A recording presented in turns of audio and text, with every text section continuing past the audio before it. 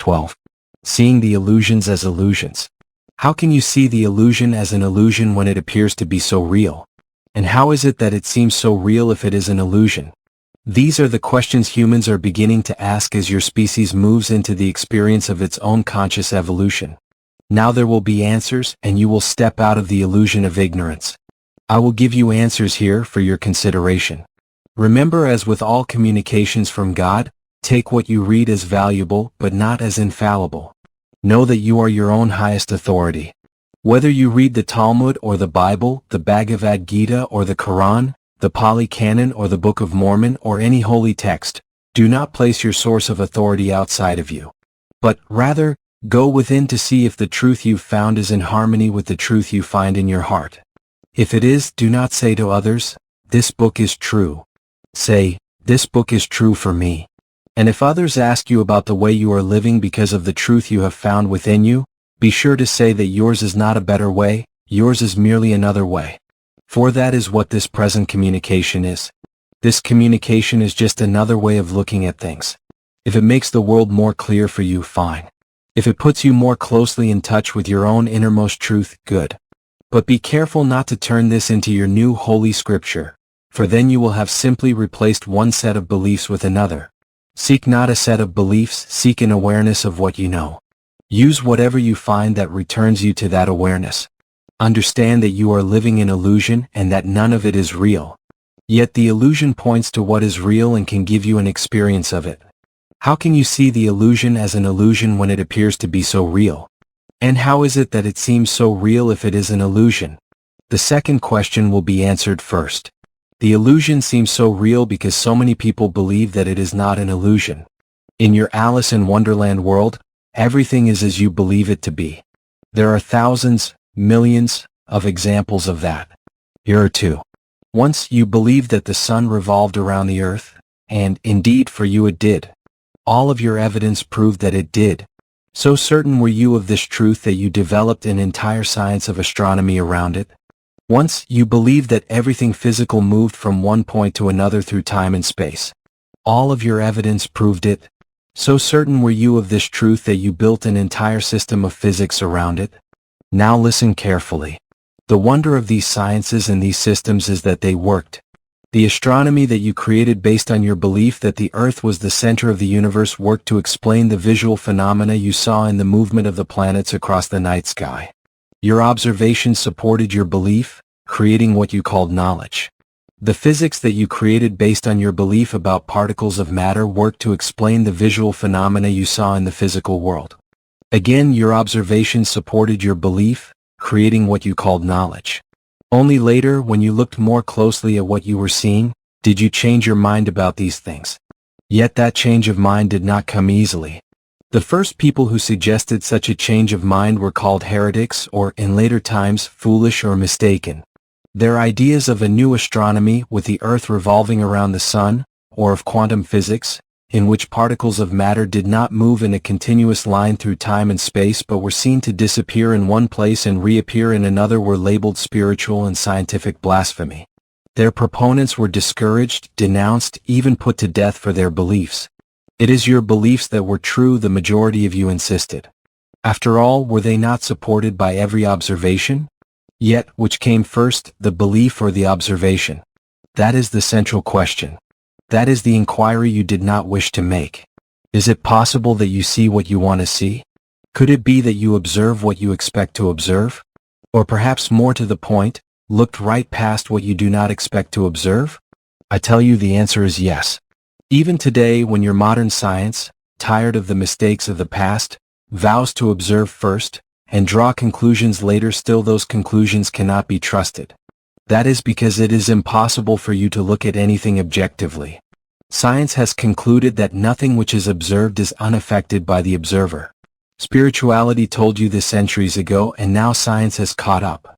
Your doctors and laboratories have learned that they must conduct double-blind tests during important research to even come close to guaranteeing accuracy. In human experience, all things are considered within the context of what you think you already understand. You cannot help but do this. You know no other way to proceed. Put another way, you are looking at the illusion from within the illusion. Every conclusion you come to about the illusion is, therefore, based on the illusion. And so, every conclusion is an illusion. Let this be your new insight and your constant reminder. Every conclusion is an illusion. Now let us return to the first question. How can you recognize the illusion as an illusion when it seems so real? You have just learned that the reason it seems so real is not because it is real, but because you believe so firmly that it is. Therefore, to change the way you see the illusion, change what you believe about it. In the past, you were told that seeing is believing. But lately a new idea has been advanced, that believing is seeing. And I tell you this is true. If, when you confront the illusion, you believe it is an illusion, you will see it as an illusion even though it seems very real. You will then be able to use the illusion as it was intended to be used, as a tool with which to experience ultimate reality. You will remember to create the illusion. You will cause it to be what you wish it to be, rather than simply watching it present itself as you think that it has to be, out of your agreement that that's just the way it is. So just how can you do this? You're already doing it. You simply do not know it and are thus making unconscious rather than conscious choices. That is, when you are making true choices at all. Most of the time you are simply accepting the choices of others. Your choice has been to choose what others have chosen. And so, you relive the cultural story of your forebears, as they did of theirs, even unto the 7th generation. The day that you stop choosing what has been chosen for you will be the moment of your liberation. You will not then escape the illusion but be liberated from it. You will step outside of the illusion but will continue to live with it, free of its ability to control you or your reality. You will never choose to end the illusion, once you understand its purpose, until your own purpose is fulfilled. Your purpose is not only to know and experience who you really are, but to create who you next will be. It is your function to recreate yourself anew in every single moment of now, in the next grandest version of the greatest vision you ever held about who you are. This is the process you have called evolution. Yet you need not be affected by this process in any negative way. You can be in this world. When you are, you will begin to experience the world as you choose to experience it. You will then understand experience itself to be an action rather than a reaction. Something that you are making, not something that you are having. When you understand this, everything in your life will change. When enough of you understand this, everything on your planet will change. Those who have understood this secret have been called masters. Those who have taught this secret have been called avatars. Those who have lived this secret have been called blessed. Therefore blessed be. To live as an enlightened master, you must become a heretic and a blasphemer, for you will not believe what everyone else believes, and others will deny your new truth even as you deny their old one. You will deny that the world as others are experiencing it is real, as did those who denied that the world was flat. As in those days, this will fly in the face of what seems incontrovertible, based on the appearance of things.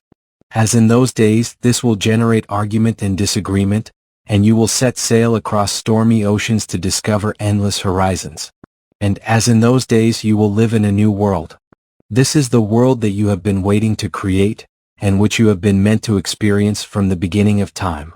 Time, too, is an illusion, so it might more correctly be said, since the illusion began. Always remember, the illusion is not something you are enduring, it is something you are choosing. You do not have to live the illusion if you do not choose to. You are here because you wish to be. If you did not so wish, it would not so be. Yet know that the illusion in which you live is being created by you, not for you by someone else. Human beings who do not wish to take responsibility for the life they are experiencing say that God has created it, and that they have no choice except to endure it. Yet I tell you that the world you live in is the way it is because that is the way you have chosen it to be. When you no longer wish the world to be the way it is, you will change it. This is a truth that not many humans can accept. Because to accept it they would have to acknowledge their complicity, and this is something they cannot bring themselves to do. They would rather cast themselves in the role of unwilling victim than of unwitting co-creator. This is understandable, of course. You could not forgive yourself if you thought that your world was the product of your own creation, the result of your own wills and desires. And why could you not forgive yourself? Because you do not think that I would forgive you. You have been taught that there is such a thing as the unforgivable. And how can you forgive yourself for something that you know will not be forgiven by God? You cannot. And so you do the next best thing. You excuse yourself from having had anything to do with it. You deny responsibility for what you imagine that I would call the inexcusable sins of man. This is tortured logic, because if you did not create the world as it is, then who did? If someone says that God created all the horrible flaws in the world, you jump to defend me. No, no, no, you say. God merely gave man free will. It is man who has created these things. Yet if I say, you are right. I did not create and I do not create your life as it is. You are the creator of your reality, you deny that too. Thus you seek to have it both ways. God did not create these things and you did not create these things. We are both merely sadly observing them. But when you become really angry or frustrated with life, some of you change your tune. When things get bad enough, you are ready to blame me after all. How can you let this happen? You call out to me. Some of you even shake your fist at the heavens. The illusion has turned to confusion. Not only is the world a cruel place, it has been created that way by a cruel and heartless God. To sustain this thought, you must see yourself as separate from God, since creating a cruel and heartless world is not something that you would do. You must imagine a God who would do what you would never do, and you must see yourself as subject to his whim. This you have done religiously. Still, even in this you see a contradiction, for the God of your highest understanding also would not do these things. So who did do them? Who is doing them to this very day? Somebody must be responsible, so who is it? Enter Satan. To resolve the contradiction of a loving God who would do unloving things, and to escape your own responsibility in this matter, you have created a third party. The perfect scapegoat. The devil. Now, at last, everything is understandable. There is another who stands between what you want and what I want, and who makes us both miserable. You are not responsible for the uncaring, unloving world in which you live. You did not create it. Well, you might say, maybe at some level I did create it, but it was not my fault. The devil made me do it. A comedian's line has become your theology. Or is it that your theology has become a comedian's line? Only you can decide.